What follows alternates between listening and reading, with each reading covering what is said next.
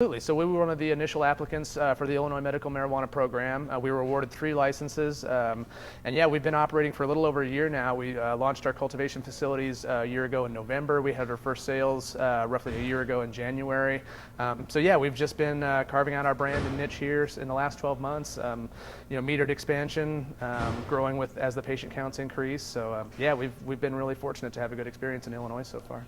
Did you know right away how much product you wanted to develop, or what kind of strains of the material of the product you wanted to send out? We are able to piggyback off of existing markets with respect to patient usage numbers, so how much cannabis a typical average patient is going to use, and as well as strain mix that a medical base or a program would take advantage of. So you have multiple cultivars that have medicinal properties that are different from each other. That way, for a particular patient who might have a qualifying condition, they have several options to be able to choose from for their particular treatment. The R&D as far as a manufacturing standpoint is typically at the facility. So if it's going to be a flower product, we're going to test how long we would need to cure that product for it to have the best quality. If it's going to be an edible, for example, the kitchen is going to turn out that edible product. We're going to do a shelf study on it for 4 to 6 weeks, make sure that when we finally release that product to the market that it's something that people are going to want to take advantage of. From a marketing standpoint, from a sales standpoint, that's more of our corporate operations. So we have an entire corporate team that will go through, they communicate with the dispensaries themselves, they take the orders, they do some patient outreach and partner with the retail side to make sure that what we're doing on the manufacturing side aligns with what the market demand really is. And it's a unique market because we've seen these transitions in other states, but a good comparison would be like an edible-based product. So that in Illinois, currently 60% of total sales are flower, so it's just raw flower. We also in Illinois have a higher percentage of edible sales than other states do, so it might be in the neighborhood of say 15 to 20% at best. And so from that standpoint, those do change over time depending on your patient base. Our patient base is a large percentage of female patients 40 years and over, and they really do enjoy those edible products. So it's a growing process of us kind of understanding what our demographic looks like. We have to anticipate what the demographic is going to become. From a volume standpoint, we know that patients are getting added all the time, so we have to do our best to make sure that we're producing products that those patients want and need, and we're producing enough of them consistently to make sure that we have supply for the stores. You mentioned female patients. Depend on too what conditions are being added to the program, or certain conditions that have more patients are gravitating towards the program. I think there are certain conditions that more people apply to than not. Like a PTSD would be a good example of someone that you don't necessarily have to have military experience or trauma to have a PTSD response and ultimately be qualified for a program if that's a condition. But in general, that the restrictions or the requirements on patients can often dictate what kind of patients you end up with.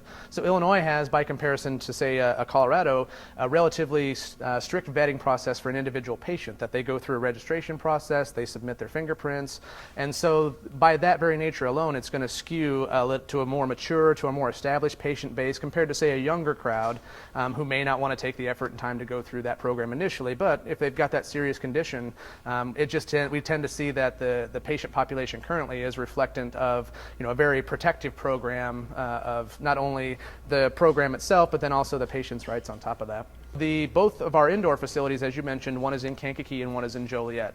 Both of those facilities currently cultivate marijuana plants, but the Joliet facility currently is our manufacturing facility where we do extraction and we do edible manufacture as well. So at our Joliet facility is where all of our product is currently packaged, whether it's raw flower or if it's taken on to post-manufacturing and extracted for its essential oils, and either then sold as an oiled concentrate or put into a lotion, a tincture, a gel capsule, or an edible. So that's the main difference between the two. This facility you're in here is solely cultivation, in that they will rear and harvest the crops, and then we'll transfer those to our manufacturing facility for further post-refinement. Most notably in production, it would be, say, pesticide restrictions. So that as you guys are looking around this facility, you essentially have a buffet here for insect pests, for plant disease, and we're extremely restricted in what I can apply for pesticides and fungicides. And it's a restriction that is much more strict than compared to any other state. And in fact, that these plants that you're looking at here that are in this blooming space, I can apply nothing whatsoever as far as a foliar pesticide or fungicide. Other states, I would still be able to apply a certain list of chemicals to these particular plants plants. All of that being done without any studies on the back end to say if I apply a certain agricultural oil to this plant 2 weeks later than if somebody's consuming that or vaporizing it, there haven't been any studies to prove that that's safe or not.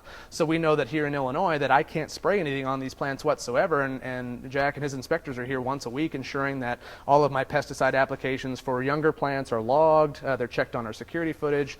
So I would say with respect to pesticide restrictions and amendment inputs, Illinois has got it right. They're really taking an extra step and measure that it makes it harder for us as cultivators, like I mentioned, that common horticulture is going to rely on some chemical applications, but we take the steps necessary to make sure that we're functioning under that program, and we know that the flower coming out of here doesn't have any of those residual oils, be them harmless or not.